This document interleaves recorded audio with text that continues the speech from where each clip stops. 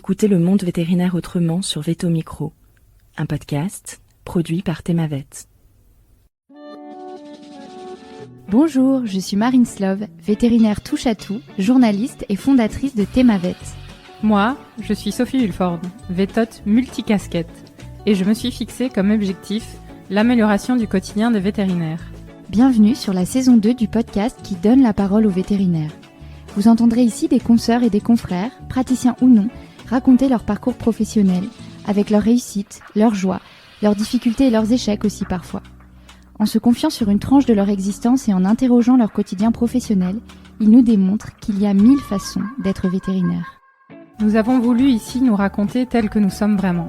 Parler de notre rapport au métier bien sûr, mais aussi et avant tout de notre rapport à la vie, à l'animal, à la planète. Ici, pas de tabou, pas de langue de bois et surtout pas de culpabilité. Vous êtes ici chez nous, mais surtout, vous êtes ici chez vous. Belle écoute! Bonjour à tous et bonjour à toutes. Aujourd'hui, sur Veto Micro, j'accueille vétérinaire Daniel Silence. Bonjour Daniel. Bonjour Sophie. Alors Daniel, tu es diplômé de Kuregem. Alors c'était pas encore Kuregem les Lièges à l'époque, c'était Kuregem encore à Bruxelles, en Belgique bien sûr, en 1988. Alors tu es aujourd'hui vétérinaire, homéopathe, aussi agriculteur dans la région de Charleroi en Belgique toujours. Alors ta vie est faite de coups de foudre. Ta femme, Maïdo, l'homéopathie, la spiritualité via les enseignements d'Henning de Souzenel. Tu œuvres avec ta femme et sans doute la famille, tu nous diras, pour le vivant, les interactions et l'harmonie entre les différents règnes. Tu es aussi papa de 5 enfants et grand-père de 5 petits-enfants, de quoi t'occuper dans ton temps libre, je pense, j'imagine. Je remercie d'ailleurs d'ores et déjà ta fille, Marie Cerise, qui est celle qui nous a mis en contact. Alors merci encore une fois, Daniel, d'être là, de nous donner un peu de ton temps. Est-ce que tu es prêt pour cette aventure ? Avec plaisir, avec grand plaisir. Oui, on peut partir dans l'aventure. Parfait. Alors, je vais te poser la première question, qui est pourquoi vétérinaire ? Alors, pourquoi vétérinaire ? C'est très très simple. Je n'ai pas choisi d'être vétérinaire. Mes parents étaient agriculteurs et dans la famille, quand on apprenait bien à l'école, et si c'était pour faire des études, c'était pour devenir bio-ingénieur ou vétérinaire. Et donc, voilà, j'ai un oncle, enfin j'ai plusieurs vétérinaires dans ma famille déjà, et entre autres un frère de ma mère qui est vétérinaire et qui était le vétérinaire de la ferme. Et donc, j'ai toujours vu ce métier. On a dit Daniel sera vétérinaire, et ma foi, ça, sans doute que ça me plaisait puisque j'ai adhéré à ce projet depuis le début. Et j'ai grandi avec l'idée de devenir vétérinaire un jour, donc c'est ce que j'ai fait. Voilà, je me suis pas posé plus de questions que ça.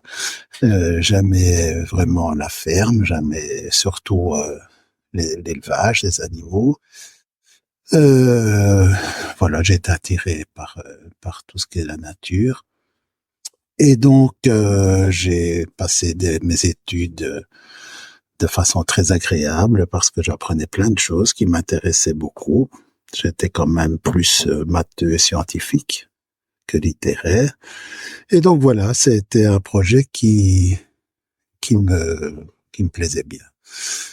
Mais ce qui s'est passé, c'est que la vie a décidé un peu autrement, puisque au départ, voilà, j'étais vétérinaire, j'allais travailler avec mon oncle de vétérinaire rural, et c'était tout tracé, c'était très bien comme ça. Mais en dernière année d'études, j'ai rencontré un vétérinaire homéopathe, et je dois dire que ça a changé complètement ma vie, même si au départ, j'ai commencé le vétérinaire rural de façon tout à fait conventionnelle, puisque je me suis associé avec mon oncle et En Belgique, nous avons le blanc-bleu belge, le fleuron de l'élevage belge, qui demande beaucoup de césariennes. Et donc, voilà, j'ai été un vétérinaire rural très classique, en apparence, et tout à fait différent quand on grattait un peu la superficie. Voilà un peu pour mes motivations. Bah, très chouette, déjà, ça nous donne un bon teasing sur la suite. Donc finalement, tu pratiques une médecine qui est très interventionniste finalement, avec le blanc-bleu belge. Tu parles de ce stage que tu fais en dernière année qui t'a bouleversé. Qu'est-ce qui se passe alors pendant ce stage qui te bouleverse autant? Eh bien, disons qu'au départ, c'était Maïdo qui allait devenir mon épouse plus tard, qui était dans la même année que moi, et qui cherchait à suivre un vétérinaire, aller un peu en stage en dehors des périodes officielles de stage, mais disons pour le week-end, pour les vacances, déjà se mettre un peu dans le bain de la pratique. Et donc, comme ce vétérinaire habitait dans les environs de Bruxelles, il s'appelait Eric van den Einde, et il habitait Tervuren, qui est juste à côté de Bruxelles. À ce moment-là, on était à Kuregem, qui est aussi dans une région de Bruxelles. Donc, c'était pratique quand il y avait un trou dans les cours ou quoi, d'aller chez lui. Et c'est une amie qui avait fait ses stages chez lui et qui a conseillé à Maïdo d'y aller. Elle est revenue de là en disant, c'est incroyable, c'est vraiment incroyable ce que j'ai vu là. Déjà l'homéopathie, moi j'avais entendu parler un peu de l'homéopathie, sans plus, et là c'était la mise en pratique. Et puis j'ai aussi une approche complètement naturelle des choses, beaucoup moins interventionniste, et la nourriture fraîche, la ration ménagère, tout ce qui est industriel, on s'en méfie. Enfin voilà, toute cette façon de faire complètement différente. Et donc elle a excité ma curiosité déjà quand elle est revenue. Sur le trajet du retour, elle se disait, oh là là, ce type m'a bouleversé, mais comment j'espère que Daniel va adhérer parce que je ne sais pas si ce ne sera pas trop bouleversant pour lui. Et donc voilà, j'ai été voir par moi-même et j'ai été séduit de la même façon qu'elle. Et lorsqu'on est sorti en 1988, au mois de juin, bien, on s'est inscrit à l'école belge d'homéopathie en septembre 1988, tous les deux. Et on a commencé donc à étudier de façon à l'école buissonnière, je vais dire, une autre façon de pratiquer la médecine vétérinaire. Et surtout, c'est une philosophie de vie qui est derrière, qui nous a vraiment ouvert une autre façon de voir les choses, tout simplement. C'est quoi votre impression à l'époque? Tu parles d'école buissonnière. Est-ce que vous avez l'impression de, peut-être pas d'être dans l'interdit, mais peut-être à contre-courant un petit peu, ou précurseur? C'est quoi votre sentiment à ce moment-là? Si je me replonge à ce moment-là, c'était principalement de la curiosité. Et c'est resté, je n'ai jamais été dans une opposition entre les connaissances. Donc pour moi, ce sont des fenêtres qui s'ouvrent, un peu comme quand on apprend une langue étrangère. Tout d'un coup, il y a un monde qui s'ouvre, une littérature, de l'art, une culture. Enfin voilà, c'est quelque chose de complètement différent qui vient enrichir ce qu'on connaissait déjà, qui vient ouvrir l'esprit. Et lorsque j'ai découvert cette façon de voir les choses, ça n'a pas mis non, ça ne m'a jamais mis en opposition avec ce que j'avais appris à l'école. Au contraire, je trouvais que c'était un enrichissement et une diversification et d'une façon, ça ouvre et on n'agit pas au même niveau et donc pour moi il n'y a pas d'opposition et ça n'a jamais été le cas. Donc c'est plus de la curiosité. J'avais un appétit de savoir insatiable qui ne s'est jamais arrêté en fait. Et vraiment, oui, je pourrais résumer en un mot, c'est la curiosité. Ouais, ok. Et l'étonnement et le merveilleux, enfin le merveilleux de la vie, quoi, de façon générale, de façon globale. Donc ça, c'est votre vision à vous, finalement tous les deux, j'imagine que c'est celle de Maïdo aussi. Ouais. C'est quoi la vision de la société à l'époque de l'homéopathie, du monde vétérinaire? C'est quelque chose de relativement nouveau ou déjà bien implanté? Quelque chose d'inconnu. Mhm. J'ai vu quand même sur maintenant 35 ans, donc plus, un durcissement des positions, si je pourrais appeler ça comme ça, qui me désole. À l'époque, je trouvais que il y avait beaucoup moins cette opposition et donc c'était plus de l'inconnu et enfin bon, avec quoi tu viens, enfin c'est quoi, et bon, on me demandait, on trouvait parfois un peu bizarre ce que je racontais, les copains et tout. Quand je les revoyais, je disais que je faisais de l'homéopathie, mais je n'ai jamais senti d'animosité. Et puis j'ai été invité plusieurs fois pour parler à la faculté. Donc voilà, il y avait plus de la curiosité, quelque chose qu'on ne connaît pas, et bon, pourquoi pas, quoi, voilà. Oui, donc pas trop de méfiance en fait. Maintenant, il y a un durcissement, mais je ne le ressens pas dans le monde vétérinaire. Je le ressens plus dans le monde médical, puisque entre-temps, je suis devenu président de l'école belge d'homéopathie, et donc on nous formons les vétérinaires, dentistes, pharmaciens, sages-femmes, médecins, et enfin toutes les professions médicales. Et au niveau du corps médical, quand j'entends les médecins parler, ils sont quand même, il y a quelque chose qui s'est durci, oui, qui est dommage. Mais à ce moment-là, donc 88, il y avait encore une grande liberté, je pense. Il y avait encore une grande liberté de penser qui s'est rétrécie maintenant. Ouais, moins de méfiance vraiment. et plus d'ouverture. Ouais, oui, vraiment. Il y avait encore, enfin, tu vois, on était 20 ans après mai 68. Donc les 68 arts, ben, ils avaient 40 ans, quoi. Ils étaient 45 ans, ils étaient dans la fleur de l'âge. Il y a eu de cette génération-là qui ont maintenant 70 et plus. Il y en avait énormément. Donc il y avait énormément d'homéopathes. Il y avait, enfin, tu vois, il y avait vraiment une ouverture, une liberté comme ça. Qui était post-68 tard, même si c'était 20 ans plus tard, mais c'était des gens qui étaient dans la fleur de l'âge dans l'action au niveau de la société, quoi. Ouais, bien sûr. Un intérêt pour tout ce qui est alternatif et complémentaire, en fait. Oui. Je reboucle rapidement en arrière. Comment ça se passe, les études à Bruxelles dans les années 90 pour toi? Les années 80. Oui, pardon. Vrai. C'est bien de me rajeunir. Ça se termine en 80. T'as raison, ça se termine en 88 les années. Alors, comment t'as vécu ce petit rajeunissement? Oui, les années 80, pardon. Alors, c'est-à-dire que nous avons nos études. Enfin, sur les 6 ans d'études, nous avons passé 3 ans qu'on appelait les candidatures à l'époque, qu'on appelle les baccalauréats maintenant, et nous avons étudié à Louvain-la-Neuve 3 ans. Et c'est par après qu'on a été à Keurighem, puisque c'était le seul endroit en Wallonie et Gand pour le côté flamand où il y avait on pouvait faire les doctorats, qu'on appelait ça les masters maintenant, de vétérinaire.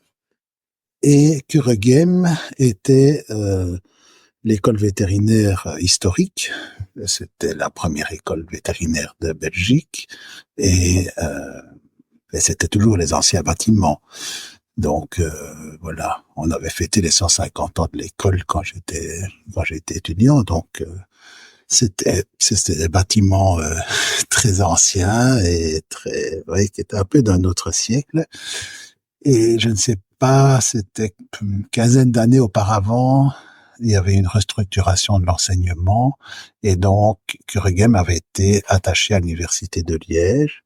Et donc ils ont décidé à ce moment-là de moderniser les bâtiments, mais au lieu de pas moderniser, mais de faire des tout nouveaux bâtiments, mais de rapatrier l'école vétérinaire à Liège, au Sartillement, à côté des médecins et tout. Et donc, ça, comme bon, toujours quand c'est politisé, surtout en Belgique, et ça dure très longtemps. Et donc, ça faisait, à mon avis, je ne me souviens pas combien d'années depuis combien d'années le projet était sur la table, mais ça faisait au moins 15 ans. Et donc, il y avait plus d'investissement structurel qui était fait à Cure Game, puisque on allait déménager et que les fonds partaient de l'autre côté. Et comme ça a duré plus longtemps que prévu, pour finir, le déménagement a eu lieu en 92, en 92 pour les Belges. Et donc, nous avons vécu les dernières années de Cure Game. Et donc, il y avait une ambiance d'un autre monde. Il y avait encore des vieux profs, là. Il y avait quand même une série de vieux profs qui sont partis très rapidement après. Et l'ambiance était assez incroyable. On était les rois du monde, là. On était les rois du monde parce qu'on était tous seuls, quoi. Il n'y avait pas de campus universitaire à Anderlecht, à un hameau d'Anderlecht, vous regardez. Et Anderlecht, c'est quand même un quartier qui est largement défavorisé. Et, et on était tout seuls, quoi. On faisait vivre tout le quartier. Et donc, voilà, j'ai des souvenirs. Puis je me suis beaucoup investi dans la vie estudiantine, dans le folklore. Et donc, c'était des années festives. Extraordinaire, vraiment extraordinaire. Et c'était très familial. On connaissait les profs, enfin, parce qu'on était tout seul au milieu du truc. Et vous étiez combien par promo à ce moment-là? 150, je crois. Ouais. Si j'ai bon souvenir. Ouais. Et ta femme, les filles étaient en minorité encore à ce moment-là? C'est en minorité, oui. Oui, largement en minorité. C'était pas les pionniers, hein. Enfin, les pionnières. C'était déjà, il y en avait déjà quand même un petit pourcentage. Mais c'était pas les pionnières, non. Et donc l'ambiance, moi, enfin voilà, c'était l'ambiance un peu l'ancienne Belgique, quoi. C'est-à-dire? On avait des vieux profs de 60-65 ans qui avaient connu la guerre, qui étaient, enfin voilà. Alors il y avait les jeunes assistants qui dans le dos des profs nous disaient, oh mais ils ne connaissent rien, ils seront pas à la page. Voilà, c'était folklorique, c'est le mot. Oui, enfin bon, on a bien appris, et en fait à ce moment-là, je remarque par rapport à ce qui se passe maintenant, c'est qu'on s'est tous, l'ambiance générale, c'était on sortait de l'école, on s'installait, on travaillait, quoi. Maintenant, on n'ose plus faire ça. Il faut travailler dans des grosses structures pour faire son expérience. Et les jeunes se plaignent qu'ils n'ont pas assez de pratique. Enfin, voilà, quoi. Donc, c'est un autre monde. Oui, c'est un autre. Ah oui, ça, c'est complètement un autre monde. On l'a vu quand notre fille, Marie Cerise, a fait ses études. C'est un autre monde, complètement. Maintenant, c'est vrai que les connaissances ont augmenté dans tous les domaines. La technologie a explosé, donc voilà, c'est très difficile. Enfin, on va pas rester sur des vieux trucs, hein, mais en tout cas, il y a eu un gros changement, ça c'est certain. Qu'on a vu dans les années 2010, on a vu qu'il y avait vraiment quelque chose qui basculait au niveau de l'enseignement, parce qu'on prenait des stagiaires régulièrement, et donc là, on a vu qu'il y avait quelque chose qui basculait vraiment dans un nouveau monde. Ben oui, enfin c'est intéressant parce que comme toi ta fille elle est sortie vétérinaire, t'as un vrai élément de comparaison finalement, et j'imagine que peut-être vous en discutez tous les deux de ce changement finalement de mentalité. Qu'est-ce qu'elle en dit, elle? Oui, avec elle c'était un peu différent parce que en plus sur l'évolution que nous avons faite, on a changé de façon de pratiquer la médecine vétérinaire aussi, puisqu'on était de plus en plus alternatif. Au début, on a appris l'homéopathie, on n'y connaissait rien. Pendant quelques années, on a travaillé de façon complètement conventionnelle et mettait en pratique ce qu'on connaissait, on n'osait pas trop, de temps en temps, on faisait un cas d'homéopathie, voilà. Mais pour prendre confiance dans notre façon de travailler, il faut déjà être assuré dans la façon dont on nous a appris et il faut savoir quelles sont les forces et les faiblesses de chaque méthode, je vais dire. Et donc, quand Marie Cerise a commencé ses études, enfin, pas commencé, mais quand elle était, disons, en master, où là, on est vraiment dans la pratique, eh bien, il y avait non seulement une génération d'écart avec une génération, je pense, très importante parce qu'il y a eu, je te dis, comme je l'ai dit tout à l'heure, un basculement déjà dans les études, mais en plus, nous, on pratiquait la médecine vétérinaire de façon complètement différente. Donc, pour elle, ça a été un double choc, quelque part. Vraiment. Et donc, il y a eu même des moments où elle se demandait ce qu'on faisait, quoi, parce qu'on faisait pas ce qu'elle étudiait. Et donc, on a eu plusieurs conversations très intéressantes, des conversations de fond, où on expliquait notre point de vue, parce que, bon, il y avait pas de raison qu'elle accepte comme ça nos concepts et notre façon de voir les choses sans se faire une idée elle-même. Et donc voilà, c'était très très très productif, très intéressant parce que justement il y avait des confrontations, mais des confrontations positives, tu vois. Ouais. Oui, vous êtes challengés l'un l'autre. Oui. C'est plus une confrontation sur une façon de voir la médecine et de voir le monde que sur l'évolution. Voilà, ça c'est notre vécu. C'est pas tellement sur l'évolution de la façon de pratiquer. Ouais. Presque une quête de sens, presque. Oui, c'est pour ça. elle. Oui. Il fallait qu'elle s'approprie elle-même des concepts dans lesquels elle avait vécu, mais à un moment donné. Quand tu rentres toi-même dans la vie adulte, tu dois te les approprier, quoi. Tu dois savoir, il faut pas commencer à obéir à papa, maman, comme ça, parce que papa, maman l'ont dit. Ouais. Et c'est un exercice très intéressant, vraiment. On va revenir un peu sur ton parcours, justement, qu'on rebascule justement sur cette, finalement ton approche, votre approche à tous les deux. Donc, tu sors de l'école, vous vous inscrivez à l'école belge d'homéopathie. Mais au début, finalement, tu vois, tu pratiques l'art rural de manière conventionnelle, comme tu dis. Je pense que Maïdo, elle s'installe en canine. Elle ouvre une structure toute seule, ou en tout cas seule à ses débuts. Comment vous intégrez l'homéopathie dans votre pratique? Peut-être même donner une définition de l'homéopathie, en tout cas, comment vous voyez l'homéopathie à ce moment-là et comment vous l'intégrez dans votre médecine de tous les jours? Alors, l'homéopathie, comme on la voyait à ce moment-là, c'est la même façon dont on la voit maintenant. C'est-à-dire que Hahnemann, c'est le fondateur de l'homéopathie, donc, c'est une médecine qui date du début du 19e siècle, et c'est la loi des semblables. Et le principe de l'homéopathie, c'est que on soigne un malade et pas une maladie. Et donc, le malade, c'est l'ensemble des symptômes de déséquilibre, qu'ils soient physiques ou psychiques. Et devant l'ensemble des symptômes, il y a un tableau symptomatique qui correspond à un tableau décrit dans les matières médicales, donc basé sur l'expérimentation des médicaments. Et donc, on a une database, si on peut l'appeler comme ça, qui est la matière médicale, qui est l'ensemble des médicaments, avec toute une série de symptômes obtenus lors de l'expérimentation, et il faut faire correspondre le tableau qu'on a en clinique avec celui qui ressemble le plus.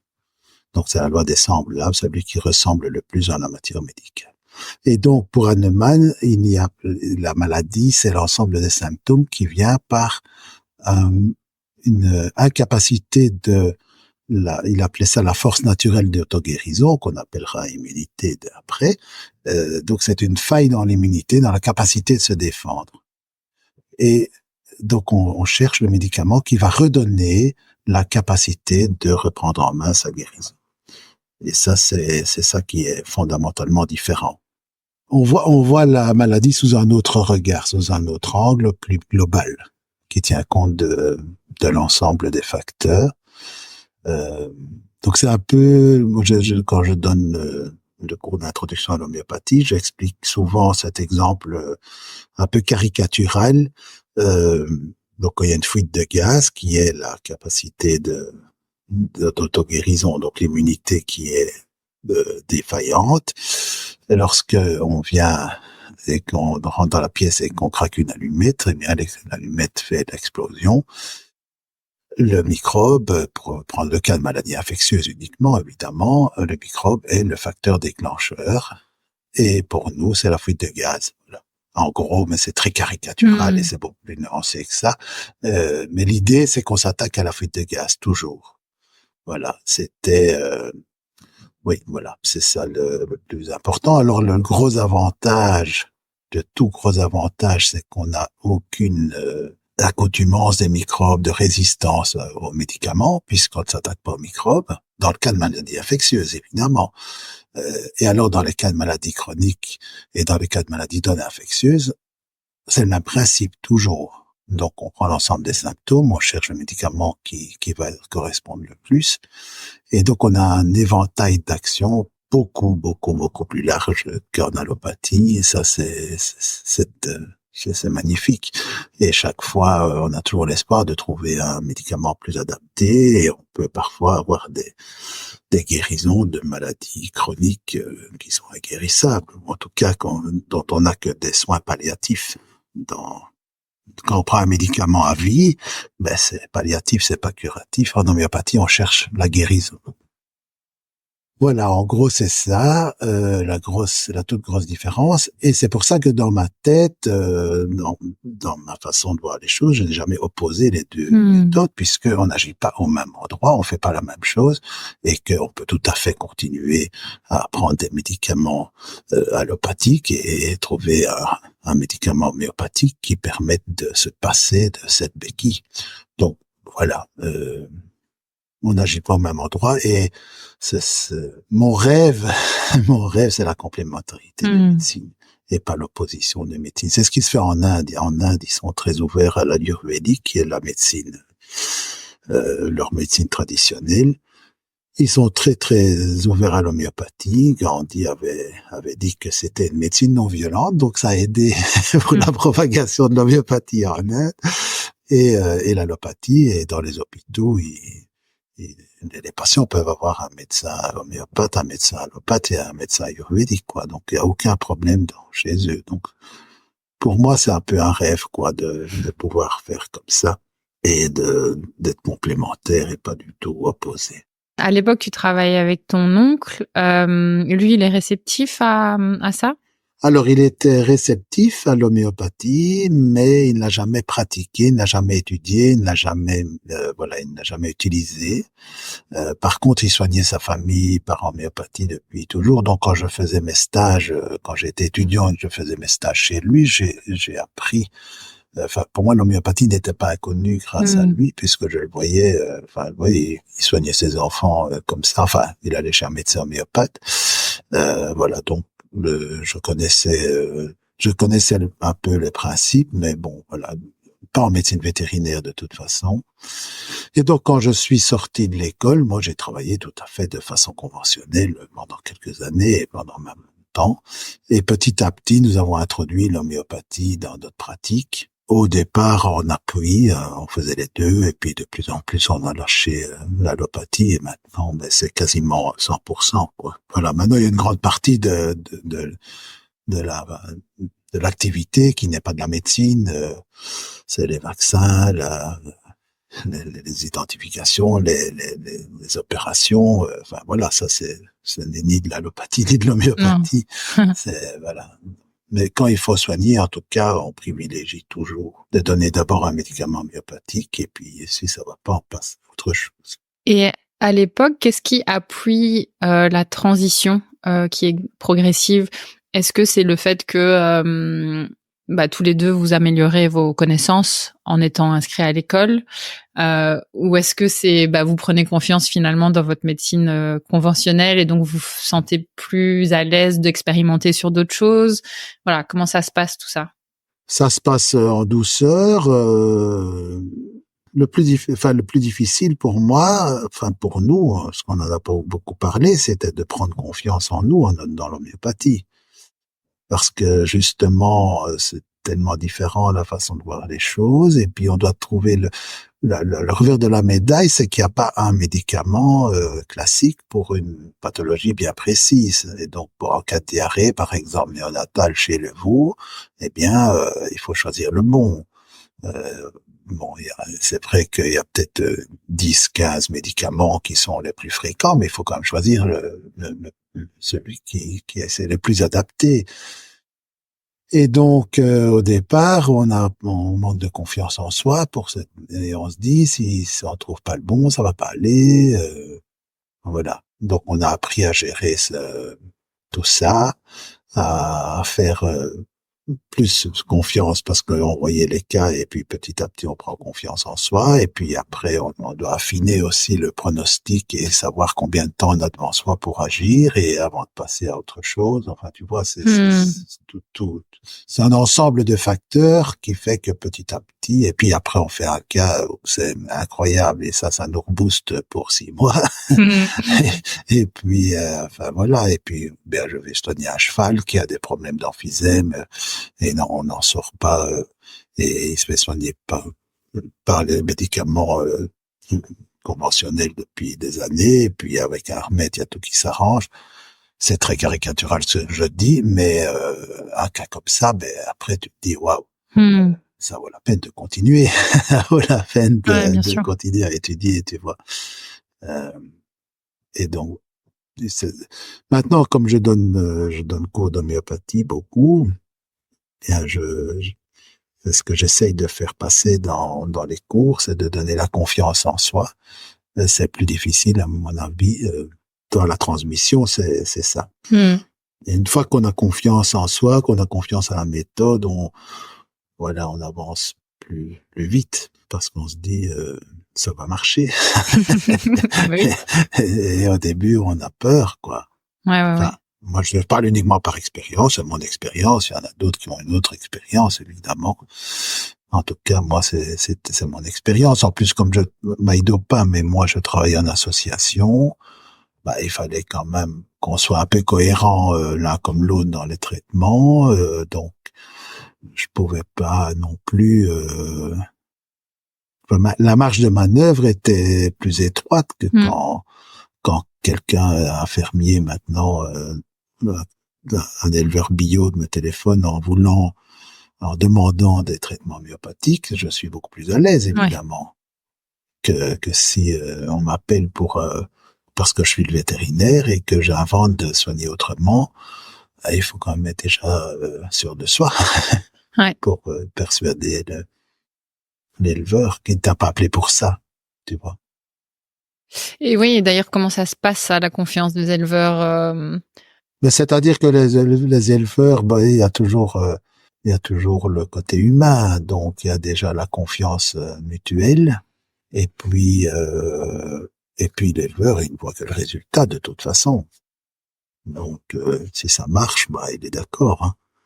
En général, avec les éleveurs, ça se passe bien justement parce que quelque part, ils n'ont aucun a priori. Et maintenant, depuis les nouvelles lois de résidus et de délai d'attente et tout, c'est magnifique l'homéopathie. Tu soignes une mamite par homéopathie, t'as aucun délai d'attente. Donc tout le monde est preneur si ça marche, tu vois. Ouais. Oui, ça joue plutôt en votre faveur du coup ces changements. Oui. Mais il faut savoir ce qu'on fait, il faut avoir confiance dans la méthode et puis voilà quoi. Il faut étudier aussi. Ça sort pas tout cuit comme ça. Oui, et comme tu disais, j'imagine, comme c'est la complémentarité aussi, savoir dire à ce moment-là, ça fonctionne pas, peut-être qu'on va devoir essayer quelque chose de plus allopathique ou vice-versa. Voilà. Oui. C'est surtout savoir combien de temps on se donne, tu vois, avant de passer à autre chose. Et alors, il y a c'est pas ça le plus difficile, en fait. Le plus difficile, c'est que il y a, une fois qu'on s'intéresse à cette, ce que Hahnemann appelait la force vitale, enfin, qui est donc l'espèce de chef d'orchestre qui fait que tous les organes fonctionnent de façon harmonieuse. Alors on s'intéresse, il y a une grande part de l'étude de l'homéopathie qui est l'étude des obstacles à la guérison, comme disait Hahnemann, et l'art de vivre. Et donc tout ce qui est dû à l'alimentation, tout ce qui est dû aux pollutions, tout ce qui est dû à une génétique exagérée dans un sens ou dans un autre, ne se guérit pas par homéopathie. Et donc, voilà, tout ce volet-là, donc les homéopathes sont toujours des grands défenseurs de l'hygiène de vie depuis toujours. C'est dans l'ADN de l'homéopathie. Et donc, c'est plus ça qui est difficile. Tu vois, si on trouve que le cheval c'est un herbivore et qu'il est fait pour être à l'air, puisque c'est un animal qui est dans l'élément air, il est aérien. On dit une vache, c'est un système digestif avec quatre pattes, et un cheval, c'est un système cardiovasculaire avec 4 jambes, c'est un athlète. Et donc, quand je te parlais par exemple de l'emphysème tout à l'heure, eh bien le remède homéopathique est associé à une mise en prairie du cheval, va changer l'alimentation, enfin voilà. Et c'est ça qui est le plus difficile, c'est tout ce qui entoure cette approche d'être plus naturel, d'être moins industriel, moins intensif, enfin tout ça va ensemble. C'est pour ça que en agriculture biologique, ça va de soi qu'on soigne par homéopathie, mais en agriculture conventionnelle intensive, où on met trop de bêtes trop de bêtes à l'hectare, voilà, il n'y a pas de remède homéopathique qui va faire qu'on va diminuer la pression des vers. Si la nature refuse qu'on double le nombre de bêtes à l'hectare, voilà, tous ces problèmes environnementaux sont un des grands fers de lance de notre action aussi.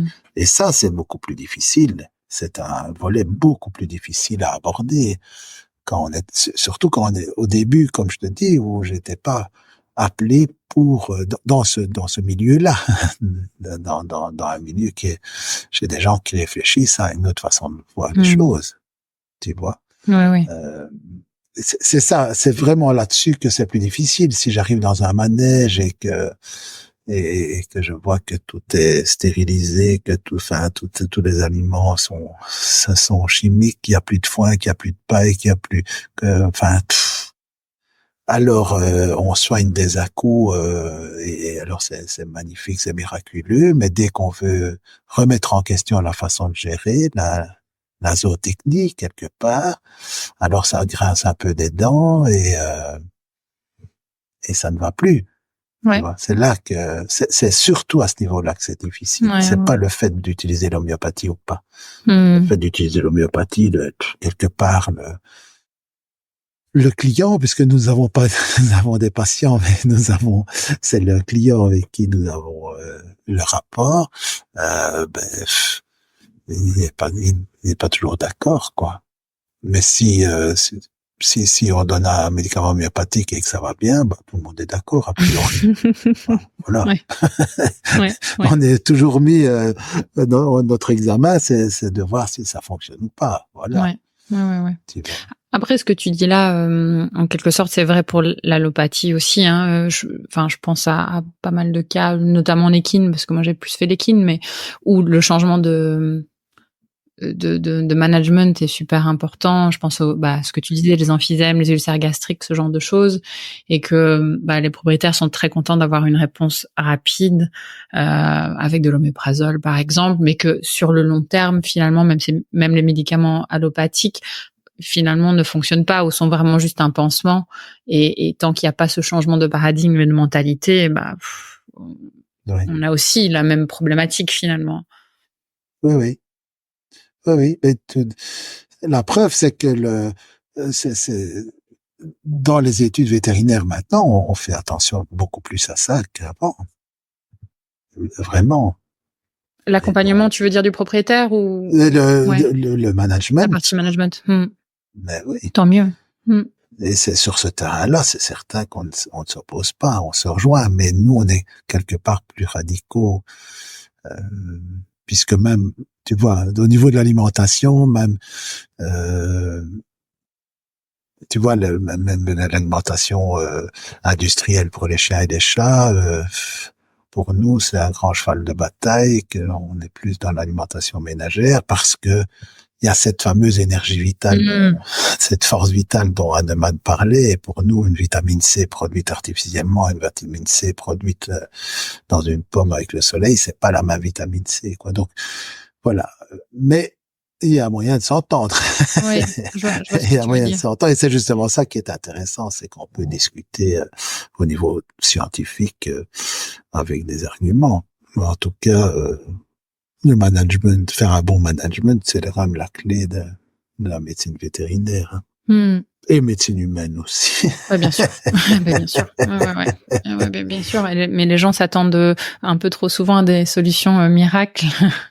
Et quand il s'agit de changements plus compliqués sur le long terme, voilà, ça grince un peu des dents, hein. Et pour la personne et pour les animaux, ouais. Donc tu vois, c'est plus à ce niveau-là que se situe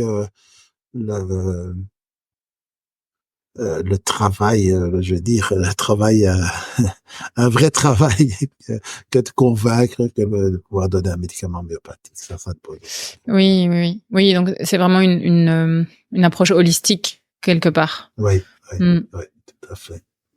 Et est-ce que c'est au même moment, parce que tu dis dans ta bio que tu t'intéresses, ou tu commences à t'intéresser justement aux autres modes d'agriculture bio, la biodynamie par exemple de Steiner, c'est l'homéopathie qui t'ouvre la porte sur tout ça? Voilà, c'est ça, tout à fait. Donc forcément en homéopathie, quand on fait la rurale, on est directement orienté dans notre milieu vers l'agriculture biologique. Et puis une fois qu'on met le pied là-dedans, c'est ça que je parle d'école buissonnière, parce que ce sont des éléments dont on n'avait aucune connaissance à l'école, à la faculté. Voilà, c'est un monde qu'on ne connaît pas, qu'on n'enseigne pas. Mais d'un autre côté, on m'a jamais interdit d'apprendre autre chose. Donc, pour moi, tu vois, je ne remets pas en question. J'étais très content d'apprendre tout ce que j'ai appris et d'avoir cette base-là. Mais quand j'ai découvert l'autre façon de voir les choses, j'étais émerveillé. L'agriculture biologique, c'est déjà un degré d'apprentissage, et puis la biodynamie, c'est encore autre chose, parce que ça fait intervenir la spiritualité dans le sens le but existentiel de l'humain, tu vois, et ça c'est encore autre chose que l'art de vivre et de manger sain et d'avoir une vie saine. La spiritualité, ça touche au sens de la vie, et ça c'est encore un domaine qui est très touchy parce que ça fait parfois des débats très animés, et puis moi je crois en rien, et puis enfin voilà, mais Steiner, donc ça m'a attiré dans le sens où il expliquait les interactions entre les vivants, les différents règnes, c'est vraiment magnifique, quoi, tu vois. Et donc il considère la ferme comme un organisme. Donc c'est encore une vision holistique, en mettant le zoom arrière encore plus grand, en disant voilà, il y a la ferme, c'est un ensemble vivant, cohérent, et le chef d'orchestre, c'est le bonhomme, l'humain qui est là au-dessus. Et il y a toutes les énergies locales qui interviennent, le climat, le sous-sol, enfin tout, quoi. Ce qu'on appelle un peu le terroir, qu'on appelait en tout cas le terroir, qui fait que c'est un ensemble de facteurs qui fait que ce terroir varie d'une région à l'autre, sans qu'il y ait de frontières précises, mais l'énergie du plat pays dans les Flandres n'est pas la même énergie dans les Ardennes, n'est pas dans la même énergie dans le Condro, n'est pas la même énergie qu'en Famenne, quoi, tu vois. Et c'est pas seulement le climat, c'est un ensemble de facteurs qui fait ça. Et donc que le végétal, il faut commencer par soigner la terre pour que les végétaux soient en bonne santé, pour que les animaux qui se nourrissent de ces végétaux soient en bonne santé, et puis que l'humain qui se nourrit de ces animaux et de ces végétaux soit en bonne santé, tu vois. Et donc cette vue holistique, c'était encore une dimension beaucoup plus large.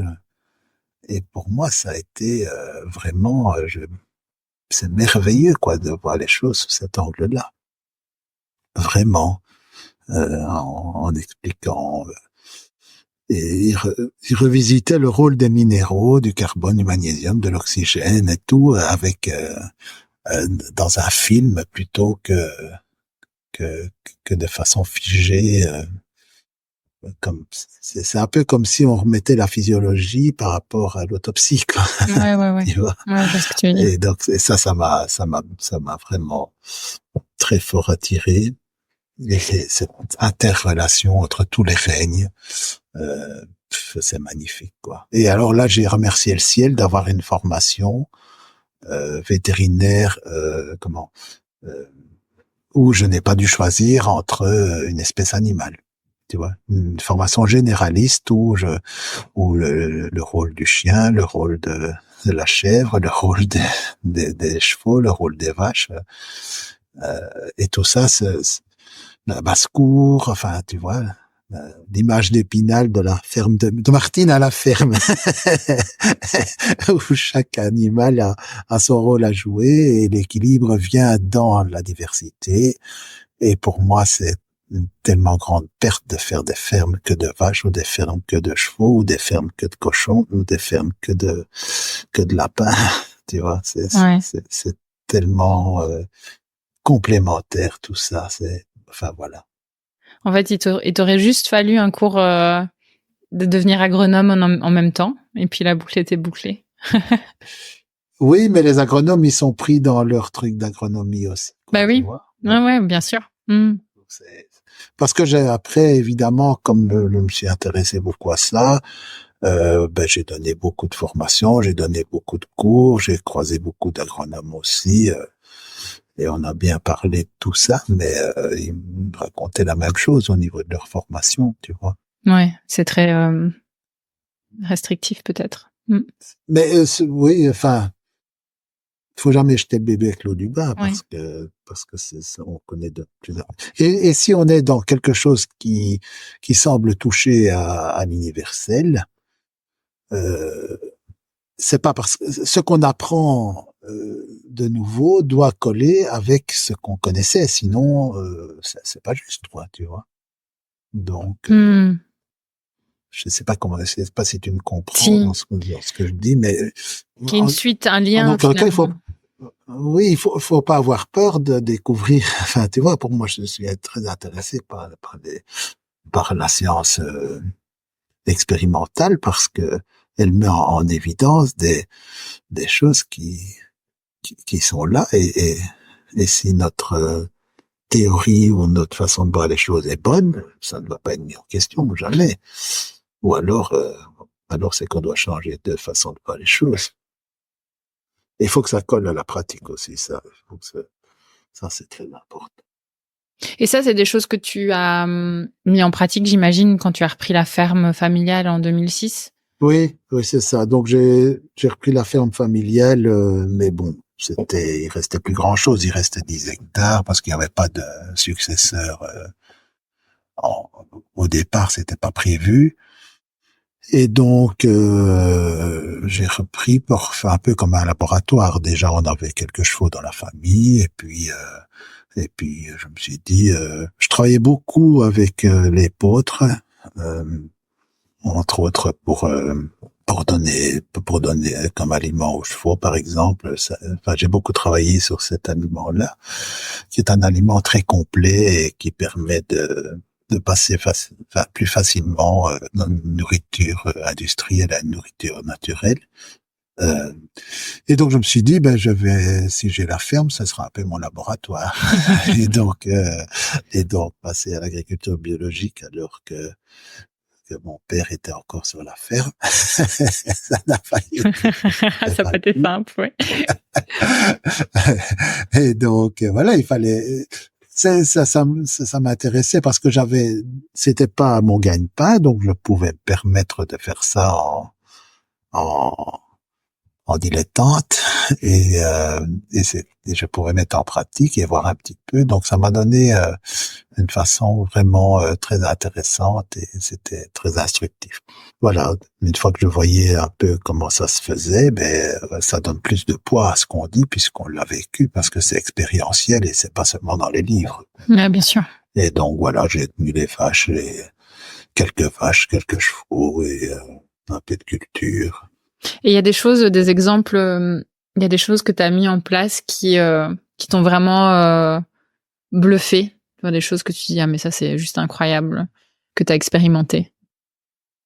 Par exemple, tu sais, moi, mes plus mauvais souvenirs du début de ma carrière, pour moi, c'est des cauchemars, c'est les épidémies de diarrhée néonatale, les épidémies de grippe bovine, ces trucs qui arrivent, on arrive dans la ferme comme des pompiers, on soigne d'IVO, on met des perfusions, et puis ils crèvent quand même comme des mouches et c'est des trucs, pour moi c'est des trucs horribles parce que je me sentais tellement impuissant.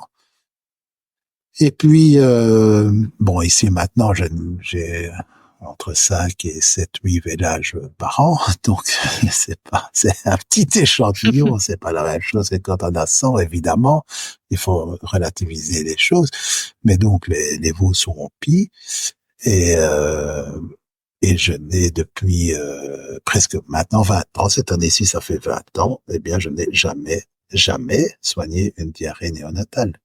Donc même, je suis vétérinaire de mes bêtes, mais je serai un très mauvais client. Je suis mon plus mauvais client parce que, à part un accident de temps en temps, mais une maladie, j'en ai mais très rarement, quoi, tu vois. Très très rarement. En tout cas, une diarrhée, j'en ai jamais soigné une. C'est interpellant. Ouais. Tout doit être remis dans le relatif, évidemment, parce que si tu as 30 vélages d'un coup sur le même mois, dans la même étable, une fois que le virus est dans l'étable et tout ça. Enfin, tu vois, je suis conscient de ce que je dis de tout ça. Évidemment, c'est pas transposable comme ça, tel quel, à plus grande échelle, mais quand même, ça m'a interpellé très fort. Vraiment, très très fort, tu vois. Du coup, tu as une approche aussi de conseil, j'imagine, avec les fermes, enfin les éleveurs que tu soignes, enfin dont tu soignes les vaches aujourd'hui, justement. Ah oui. Ouais. Donc il y en a. Déjà, comme c'est une approche où on n'est pas nombreux, malheureusement, on n'est pas assez nombreux dans le monde vétérinaire à pouvoir conseiller de cette façon-là. Et donc tous ceux qui ne sont pas dans mon secteur d'activité, dans mon secteur au niveau géographique, je suis parfois appelé comme pour donner des conseils uniquement, tu vois. Et donc là, je ne parle que de ça. Et puis après, je peux aider un peu par téléphone parce que j'ai vu l'endroit, j'ai vu comment ça se faisait et tout. Mais sinon, oui, ça c'est un grand plaisir quand on peut travailler de cette façon-là, quoi, tu vois. J'ai aussi suivi pas mal de stages avec un botaniste français qui s'appelle Gérard Dussert et qui fait des diagnostics des sols en fonction des relevés botaniques. Donc sur une parcelle, il prend le relevé des plantes qui poussent et en fonction de ça, il donne l'état de santé du sol, quoi, tu vois. Et c'est super intéressant parce que tu vois vraiment bon, j'ai pas eu le temps de pousser ces recherches-là à fond, de faire toute la formation, mais j'ai quelques notions et puis on se rend compte quand on fait une visite de la ferme, mais on se rend compte dans quel état se trouvent les parcelles, si elles ont l'air équilibrées ou si au contraire, voilà. Donc si on tient compte de tout ça, ben on peut déjà faire du bon travail, du travail de conseil aussi, quoi. Et quand t'es appelé parfois par des vétérinaires qui font appel à toi vu ta spécialité, ou plutôt par des éleveurs qui ont entendu parler de toi et qui s'en sortent pas. Par des éleveurs qui ont entendu parler de moi, ou parce que j'ai été donné une conférence à un groupe d'éleveurs laitiers, ou parce que, enfin voilà quoi. Les vétérinaires, oui, ceux qui viennent au cours d'homéopathie. Les autres, pas tellement, non. Et est-ce que ton ressenti, est-ce qu'il y a un peu un changement, est-ce qu'il y a plus d'intérêt pour ce genre d'approche aujourd'hui, de la part des éleveurs, par exemple, qui ont envie d'un peu changer les choses? Oui, forcément, puisque le bio est de plus en plus répandu, quoi. Ouais. Donc, plutôt positif. Tu vois ça sous un angle plutôt positif, oui, j'imagine. Il y a un changement, et puis on en parle partout, quoi. Enfin, et puis les éleveurs, ils sont quand même, c'est quand même une vie difficile, hein. Et puis maintenant, ils se font agresser. Il y a quand même le bashing du fermier. Il sort son pulvérisateur, il se fait engueuler par les gens parce que c'est un pollueur. Enfin, c'est quand même difficile pour eux. Et il y en a, et donc, c'est un milieu où on se pose quand même beaucoup de questions. Maintenant, les jeunes, ils se font attaquer en disant les vaches qui font le réchauffement climatique avec, tu vois, tout ça, c'est dur, c'est très difficile à vivre, hein, pour beaucoup. Et donc, il y en a quand même de plus en plus qui se posent des questions. Ça, c'est certain. Bah, j'imagine qu'ils ont envie de bien faire, mais qu'ils ont des contraintes quand même assez incroyables aujourd'hui. Oui. Oui. Maintenant, à côté de ça, t'as des grands industriels de l'agriculture qui ne sont même plus des fermiers, quoi. Enfin, tu vois, c'est des ingénieurs. De celui qui est encore un artisan, je vais dire. Voilà. Il y a de tout. En fait, c'est pas un milieu uniforme. Moi, je connais très bien le milieu agricole. C'est loin d'être un milieu uniforme, hein. C'est pour ça quand ils font les manifestations, c'est voué à l'échec de toute façon, parce que les intérêts des uns ne sont pas les intérêts des autres. Quelle est la revendication? Ils sont incapables de donner une revendication claire. Non, parce qu'il y en a, le céréalier n'a pas les mêmes intérêts que le laitier, n'a pas le même intérêt que le producteur de viande,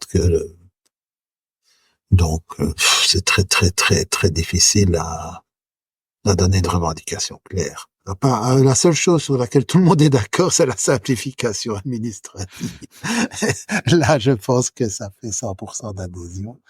Mais à part ça, c'est difficile, hein. C'est très, très difficile.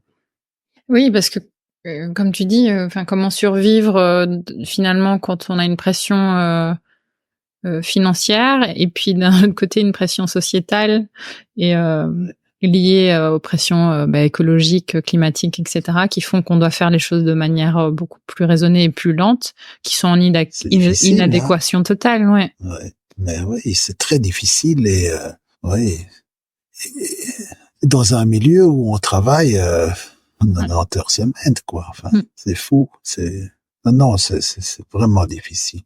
Je reviens sur ton parcours. À quel moment tu deviens président de l'école belge d'homéopathie? En 99. Ah ouais. Donc, il y a 25 ans. Donc, 10 ans, 11 ans après ta inscription, ta sortie d'école et ton inscription. Et parce que les anciens profs m'ont arrêté tous en même temps et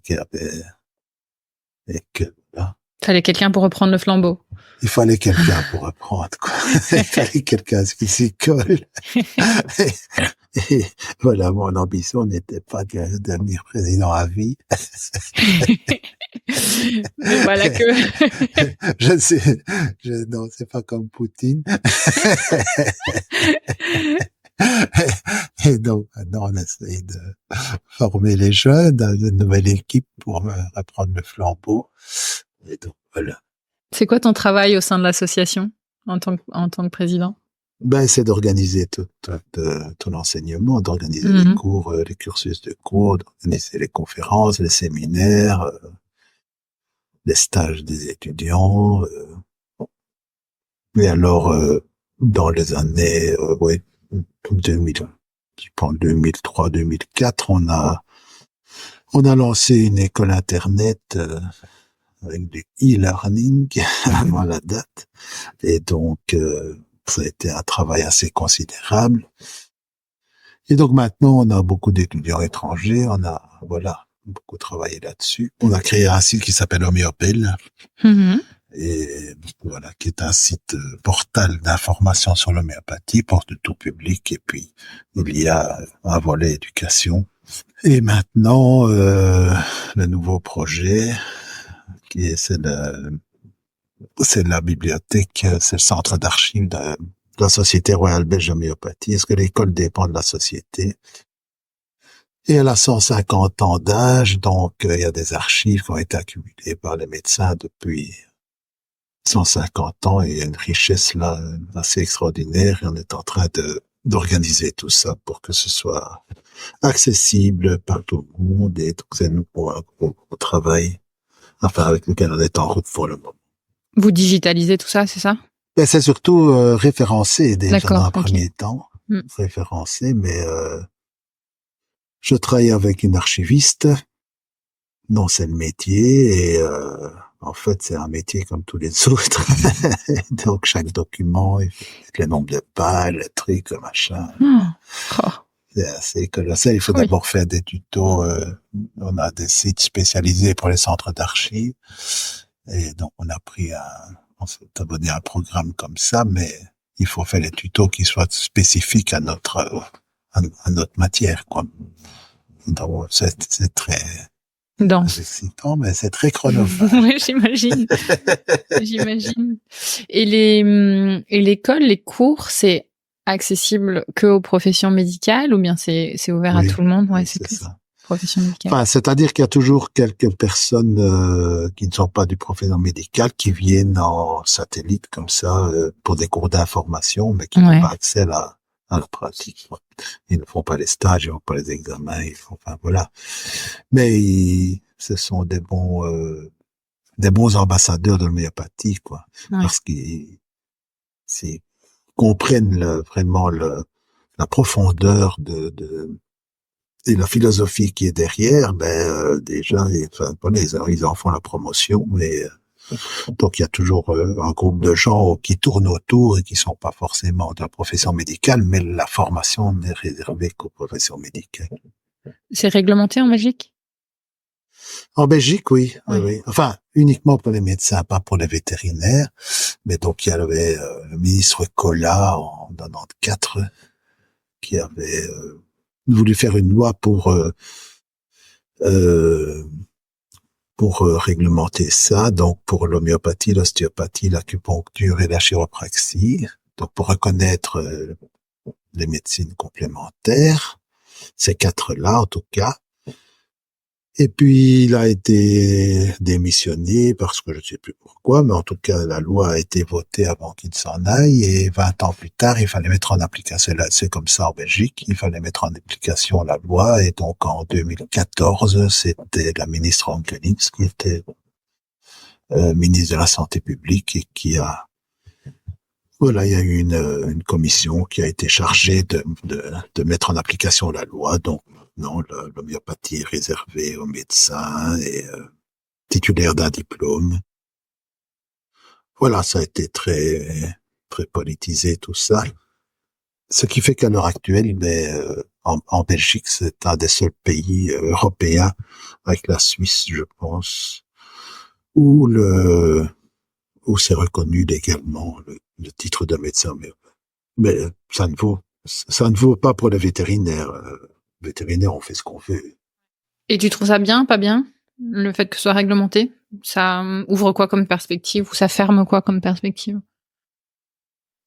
Personnellement, je ne me suis pas investi là-dedans. Ouais. Mon travail, c'est plus la transmission et l'organisation et former des nouveaux parce que après cette espèce de baby boom de post 68 dont on parlait tout à l'heure, il y a eu maintenant tous ces gens-là deviennent retraités les uns après les autres. Et donc, il y a un manque de médecins homéopathes. En plus, il y a une numerus clausus qui fait qu'il y a eu beaucoup moins de médecins disponibles et beaucoup moins de médecins généralistes, puisque c'est une médecine généraliste qui intéresse plus le médecin généraliste que le spécialiste. Et donc, moi, mon travail, je me dévoue, c'est pour la transmission. Et au niveau politique, ça m'intéresse que très superficiellement. Vraiment, je n'aime pas je suis pas du tout attiré par l'investissement politique où on fait des blabla et des blabla et des blabla et des réglementations et des normes et enfin voilà. Je suis assez réfractaire à ça. Mais j'ai participé à cette commission en tant que président d'école. Et donc, voilà, il y en a qui étaient acharnés pour se faire reconnaître parce qu'il y a une espèce de complexe chez certaines personnes d'être quand même mis en marche comme ça en disant régulièrement, ça c'est rien du tout, ça sert à rien, patati patata. Donc c'est pas agréable, c'est pas agréable. On est on est quand même des universitaires, on a appris la médecine vétérinaire, on a encore appris on se forme en permanence, et puis on ne reconnaît pas, on dit que ce qu'on fait c'est nul, enfin voilà, c'est pas agréable.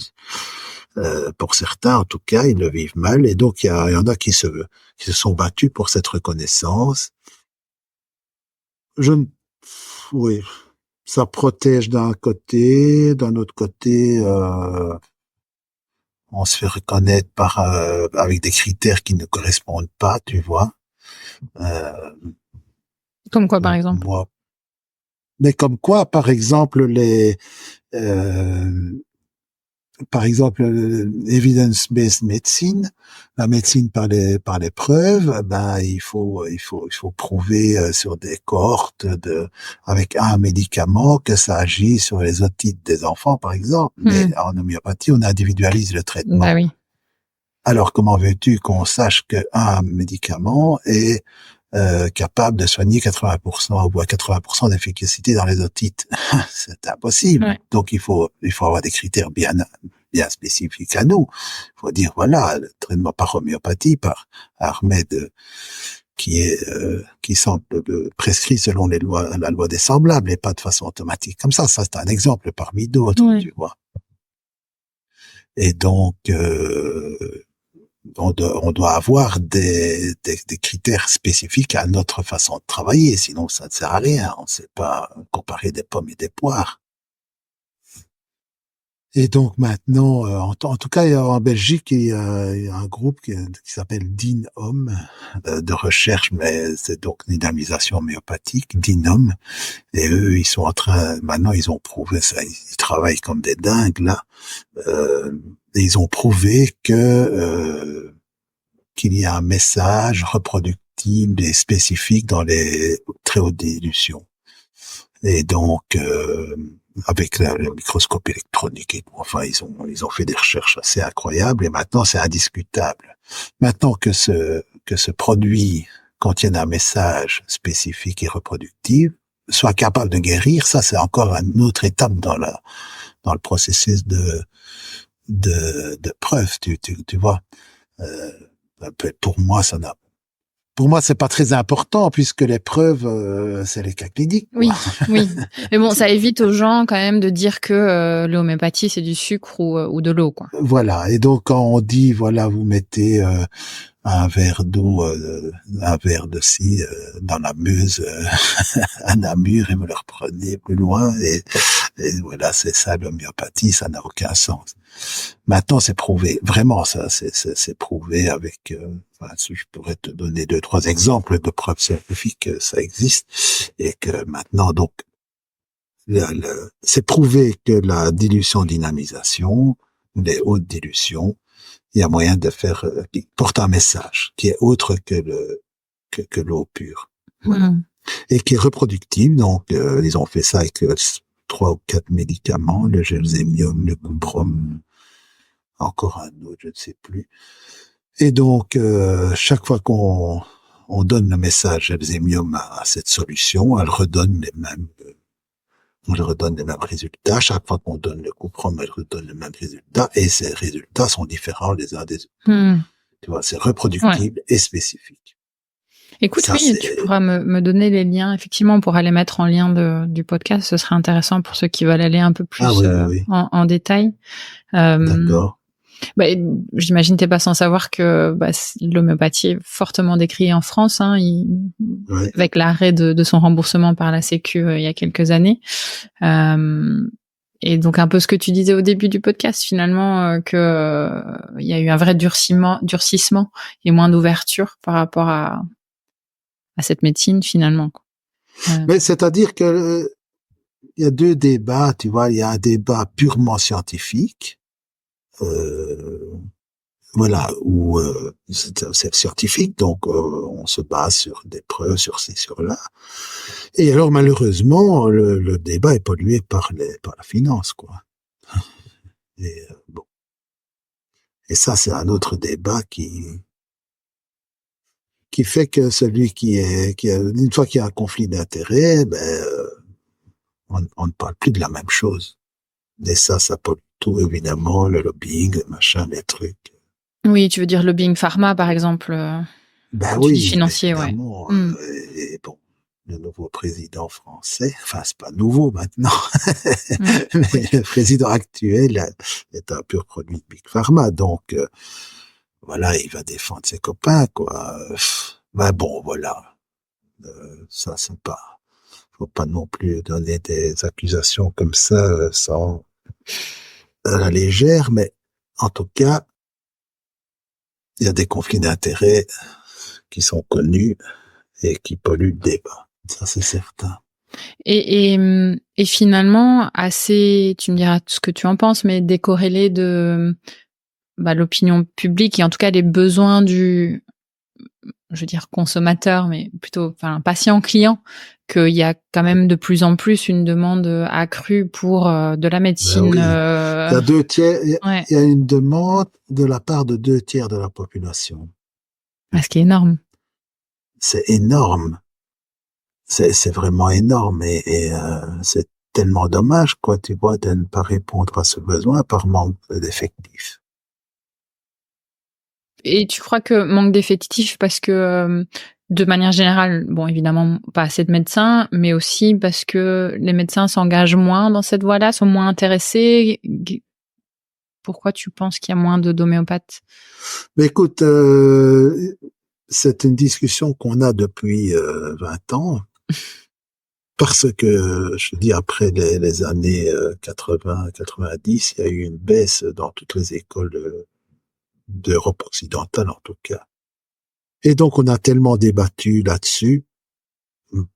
Voilà, c'est difficile de donner les causes exactes. Moi, je pense que le fait d'avoir fait un numerus clausus très, très, très sévère a fait que, forcément, il y en a moins sur le marché, que le diplôme a été acquis beaucoup plus difficilement qu'avant, qu'on a sélectionné, le seul critère de sélection des candidats médecins, c'était la grosse tête, et pas le facteur humain. Et notre médecine s'adresse plus à des médecins de terrain, quoi, tu vois. Oui. Et c'est pas forcément celui-là qui est premier de classe.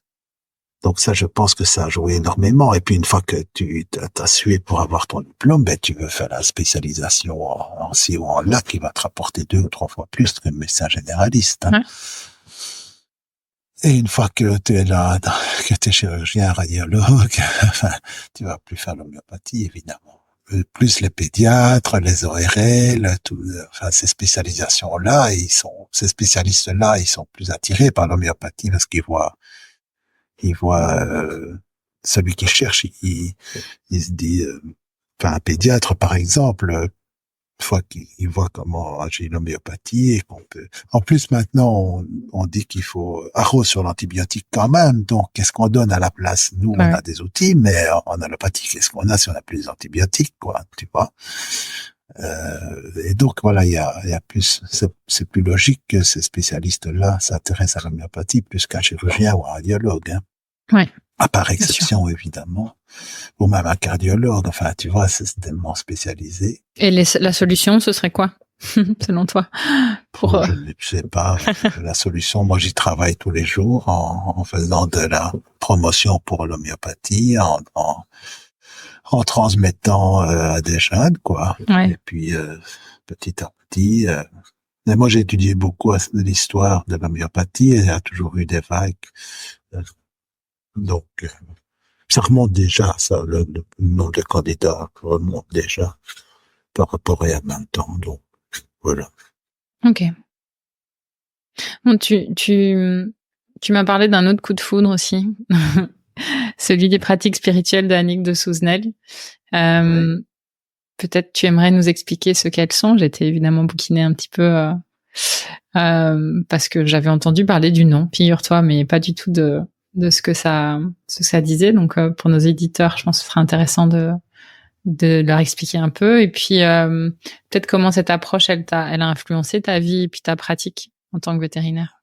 C'est-à-dire que j'ai rencontré Annick de Souzenel, enfin son enseignement il y a à peu près en même temps que l'homéopathie, avec un livre qui a attiré mon regard, enfin qui m'a été conseillé par un ami et qui a attiré mon regard, c'était le symbolisme du corps humain. Et donc où elle explique que chaque organe a comment dire, a une symbolique bien précise. Et en fait, elle base toutes ses recherches sur la tradition principalement judéo-chrétienne, mais en relisant l'Ancien Testament en hébreu. Donc, elle a appris l'hébreu biblique. Et elle s'est rendue compte qu'il y avait des erreurs de traduction qui faisaient que, en fait, le message qui est délivré dans ces textes mythiques fondateurs de l'humanité, au même niveau que les Upanishads en Inde, enfin d'autres textes sacrés comme le Coran et autres, et que il y a là il y a une espèce de mode d'emploi pour la vie humaine. C'est une quête de sens, en fait. Mmh. Et moi, cette quête de sens, je l'ai depuis toujours. Et quand, j'ai une éducation chrétienne, catholique. Et je trouvais ça amusant. J'ai pas été blessé parce que les générations au-dessus de moi, peut-être, certains ont été blessés. En tout cas, moi pas. La religion avait déjà beaucoup moins d'influence dans la vie de tous les jours. J'étais curieux et en même temps, je trouvais ça un peu infantile, quoi, tu vois. Et quand j'ai découvert les écrits d'Annick, j'ai découvert une profondeur de ces textes que je soupçonnais avant, mais que je n'avais rien compris. Et là, maintenant, on me donnait un sens complètement autre, tu vois. Un bête exemple, dans la Genèse, la femme qui est tirée de la côte d'Adam. Alors, elle a repris le texte hébreu et elle dit, ça n'a jamais été une côte et ça n'a jamais été la femme. C'est le côté féminin de l'être humain. Le Adam, c'est l'homme générique, aussi bien homme que femme, et qui a un pôle féminin, un pôle masculin. Et c'est pas la côte, c'est l'autre côté d'Adam, tu vois. Donc, toute cette prise de pouvoir d'un genre sur l'autre est basée sur du fake. Ouais. Et c'est quand tu lis des trucs comme ça, tu dis c'est pas possible, quoi. C'est tellement beau et on en a fait tellement du lait, quoi, tu vois. Ouais.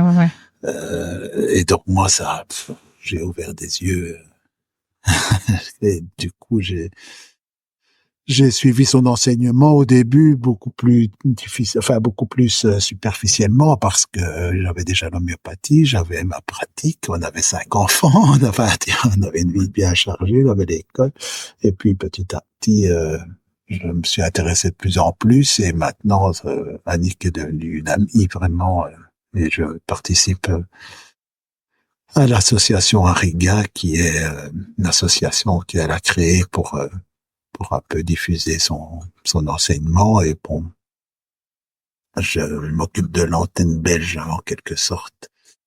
Voilà. Elle a 101 ans maintenant. Ah, j'ai vu. Toujours, Pas mal, hein. Ouais, et toujours sa tête. Elle n'a plus son corps, mais sa tête est toujours là. Et voilà, donc on pourrait en parler pendant très très très très longtemps. Donc moi déjà, je te dis, c'est ça de relation entre les animaux, les plantes, que j'avais déjà bien appréhendé avec Steiner, et puis l'homéopathie aussi. Et puis avec Annick, ce qui était vraiment très intéressant, c'était de comprendre le sens, enfin de comprendre, c'est un bien grand mot, c'est un gros mot, mais en tout cas de donner un certain sens à la mission de l'homme sur la Terre. Moi, j'avais besoin de comprendre ce que je faisais ici, quoi, tu vois. Oui. Alors c'est une façon, c'est une croyance peut-être, enfin voilà, mais en tout cas, moi, ça m'a donné du sens, et ça m'a bien aidé dans ma vie au quotidien, ça m'a bien aidé dans ce que je voulais transmettre à mes enfants et autour de moi, et ça m'a bien aidé pour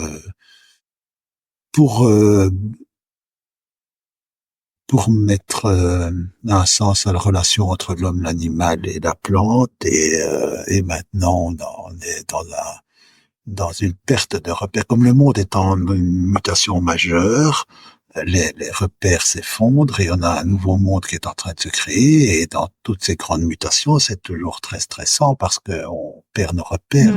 Et donc il faut s'accrocher à quelque chose. Dans la tempête, on a toujours besoin d'un phare dans la nuit pour se repérer.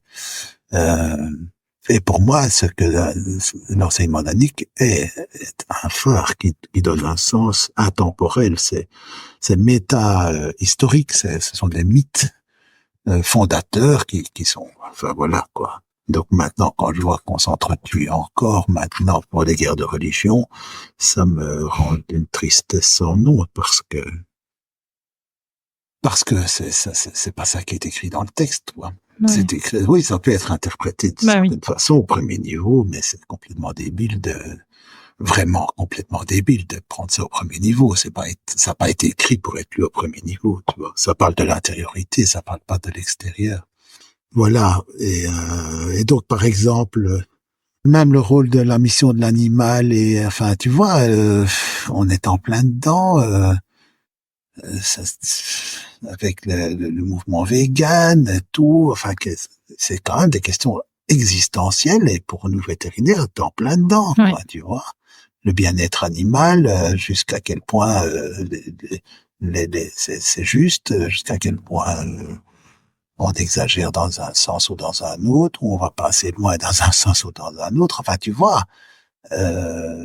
pour moi, j'avais besoin d'avoir du sens pour continuer à travailler.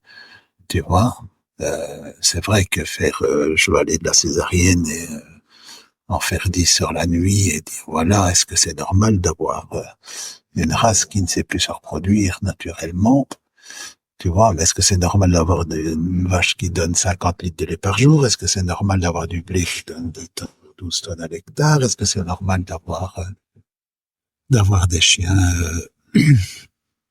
qui ont qui sont tellement sélectionnés sur les critères de beauté, qui sont tous ils ont tous des malformations génétiques avant de commencer. Est-ce que c'est normal d'avoir des chats qui ont les faces tellement plates qu'ils savent plus respirer? Est-ce que tout ça, tu vois, c'est quand même tout ça qui est notre quotidien. Alors, ou bien on joue dans ce jeu-là, on l'accepte et on trouve que ça a du sens d'opérer directement les malformations génétiques à la naissance, ou bien ou bien on se dit que ça n'a pas de sens et qu'on va droit dans le mur et qu'il faut redonner un autre sens. Voilà. Même au niveau personnel. Principalement au niveau personnel. Bien sûr, il y a un élément de prise de hauteur finalement que tu décris et qui t'a apporté une certaine sérénité dans tout ça. Est-ce que tu penses que tu vois, tu parles du vétérinaire comme étant finalement assez central, enfin même très central dans tous ces changements et ces questionnements actuels. Est-ce que tu penses que de manière générale, le vétérinaire ou les vétérinaires se rendent compte de l'importance de ce rôle ou même réalisent à quel point ils sont dans ce rôle? Moi, j'ai l'impression que pas forcément. Pas tous les vétérinaires, en tout cas. Moi, je sais pas parler à la place des autres. Ce que je vois qui me désole, qui m'interpelle très très très très très très très très fort, c'est qu'un tiers des vétérinaires diplômés ne pratiquent pas après quelques années. Ça veut dire qu'il y a plus de sens. Ouais. Voilà. Ça, ce sont des chiffres. Alors, ce qui m'interpelle fort aussi, c'est de voir les gens de ma génération, à un certain moment, on a bien fait ses affaires, on a sa famille, on a sa maison et tout, et puis on se cherche un hobby ou une façon de donner du sens ou de s'occuper. Voilà. Moi, je ne me vois pas arrêter, et Maïdo non plus, on ne se voit pas arrêter de faire ce qu'on fait parce que oui, on ne le prend pas comme une charge, comme un métier, on va au charbon, quoi, tu vois. Oui. On a organisé notre vie de telle façon que on travaille un peu, oui, comme en accord avec nous-mêmes. Maintenant, on va peut-être être arrêté par des normes, par des là où on va plus correspondre, ça c'est possible. Mais en tout cas, pour moi, les vétérinaires ou d'autres, enfin voilà, dans d'autres professions, je pense que c'est une société qui se remet en question, tous les métiers, enfin, les profs, quand tu vois les profs, enfin, le nombre de profs qui arrêtent de donner cours alors que c'est un métier noble parmi les métiers nobles, hein, tu vois. Les médecins, pareil, enfin, c'est une question de société plus que de vétérinaire. Oui, bien sûr. Ouais, je suis d'accord avec toi, bien sûr. Ouais. Et quand on a, qui dit mutation majeure, dit aussi grosse résistance de l'autre côté au changement. Mais oui. Parce que tu vois, un des enseignements d'Annick aussi, par exemple, qu'elle tire des textes de la tradition, et qu'on voit dans d'autres traditions, c'est que le principe de la vie, c'est la mutation. Tu vois, et que il y a toujours des transformations qui se font, des mutations, des petites, des grandes, et que donc par exemple le mot mort n'existe pas en hébreu, c'est ça se dit mout et mout, donc c'est mort et résurrection. Résurrection dans le sens où il y a quelque chose d'autre qui se fait, quoi. Donc c'est vraiment l'archétype du papillon, la chenille qui se transforme en papillon. Et donc, chaque fois qu'il y a une transformation, donc il faut la mort de l'enfance pour devenir adulte quelque part, tu vois. Ouais. Ces grandes mutations, c'est une loi de la vie, comme ça, c'est la mort du raisin qui donne le vin, c'est la mort du vin qui donne le vinaigre. Enfin, tu vois, il y a toujours quelque chose et il y a toujours une transformation. Et donc maintenant, apparemment, nous sommes dans une mutation collective, majeure, comme il y en a déjà eu dans l'histoire, évidemment. Mais la première phase, c'est la mort. Donc c'est la disparition, avant qu'il y ait transformation, il faut qu'il y ait destruction, mais c'est un mot dur à entendre, mais c'est peut-être déconstruction pour reconstruire, quoi, tu vois. Ouais. Et on est en plein dans ces mutations. Et donc on ne sait pas où on va, mais on y va vite. Et ça fait peur. Ça donne des angoisses collectives, et puis toute la mondialisation de l'information, l'immédiateté de l'information, tout ça fait que On peut être pris dans des psychoses collectives, quoi, tu vois. Quand 5 fois par jour, 10 fois par jour, tu entends c'est grave, c'est grave, c'est grave, ben à un moment donné, c'est angoissant, hein. Ouais. Surtout quand on n'a pas de repères, comme tu disais. Voilà. Et donc moi, je me suis dépatouillé à mon petit niveau en ayant des repères chez ces gens-là. Voilà, je ne dis pas que c'est des bons repères, je ne dis pas, enfin voilà, mais en tout cas moi ça m'a permis et ça me permet encore tous les jours de donner sens et même d'aider à ma petite échelle autour de moi pour donner sens à voilà à d'autres personnes et voilà, on fait ce qu'on peut. Ben oui. Si tu avais peut-être pas des conseils, mais des paroles de recommandation, tu vois, pour les vétérinaires qui pratiquent aujourd'hui, qui justement, ces jeunes qui arrêtent ou qui ne pratiquent même pas. Moi, j'ai envie de dire, vous avez dans les mains un métier extraordinaire. Vraiment, il faut pas le gâcher, il faut être à l'écoute de l'animal, plus, enfin, tu vois, c'est surtout ça, il faut aller prendre des informations à gauche et à droite, il y a plein d'informations, il y a plein de belles choses. Étudier l'homéopathie.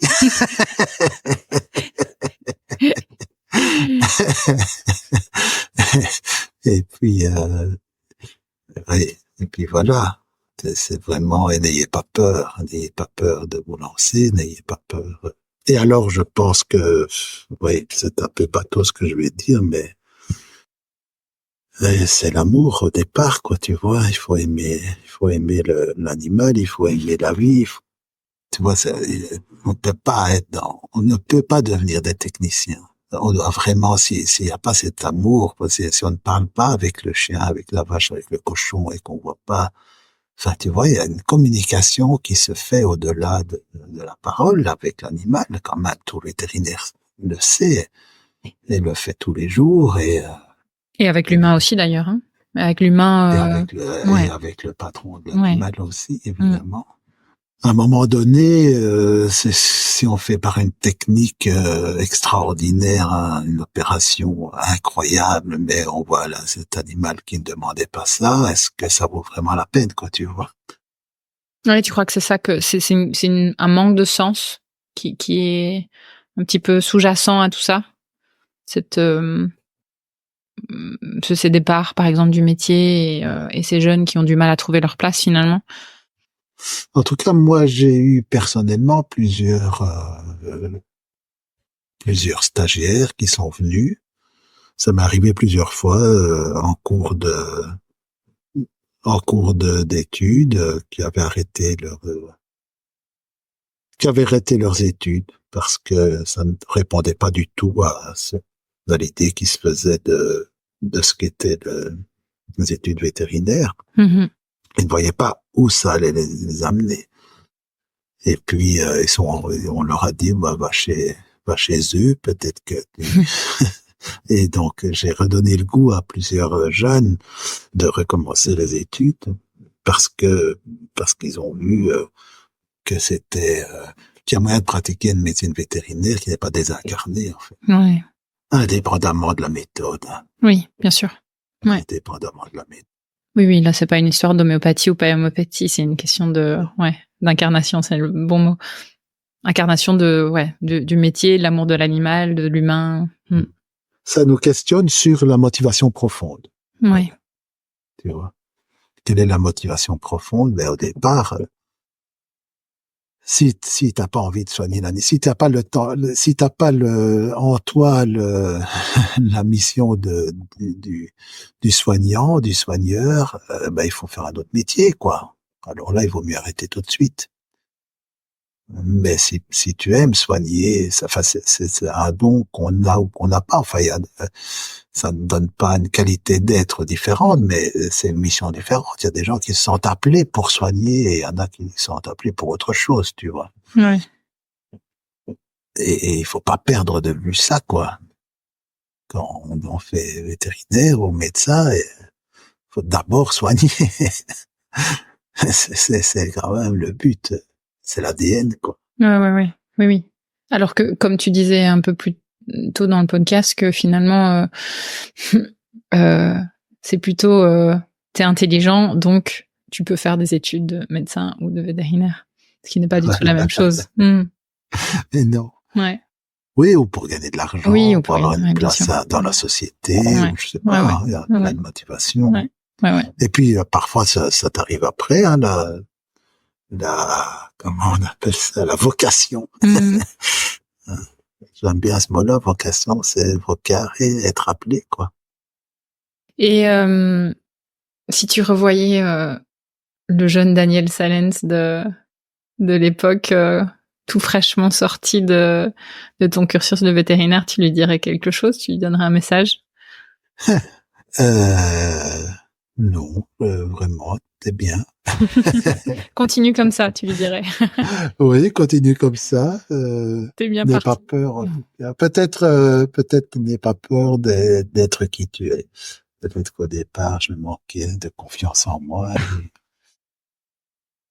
Est-ce que tu aimerais rajouter quelque chose de plus de ce qu'on s'est dit aujourd'hui? Mais on a dit beaucoup de choses. Absolument. On a déjà dit beaucoup de choses. Mais moi, je dis, n'oubliez pas d'aimer, quoi. N'oubliez pas l'amour. Hein. Vraiment. Il faut pas une evidence-based medicine, mais une love-based medicine. J'adore. Love-based medicine, super. Écoute, c'est une très belle façon de terminer ce podcast, je pense. Daniel, merci beaucoup pour ce moment passé ensemble. J'espère qu'il plaira autant à tous nos auditeurs. Merci à toi de m'avoir invité à partager. Avec grand plaisir. Et bonne route. Merci d'avoir écouté cet épisode de Vétomicro. Si le cœur vous en dit, partagez-le à vos amis et à vos collègues, abonnez-vous au podcast et mettez-nous une note de 5 étoiles avec un gentil commentaire. C'est ce qui nous permet de remonter dans les classements et de donner de la voix à la profession. Si vous souhaitez participer à Vétomicro, nous suggérer des invités ou tout simplement nous écrire, faites-le sur l'adresse podcast@themavet.fr. Prenez soin de vous et à la semaine prochaine pour écouter une nouvelle façon d'être vétérinaire.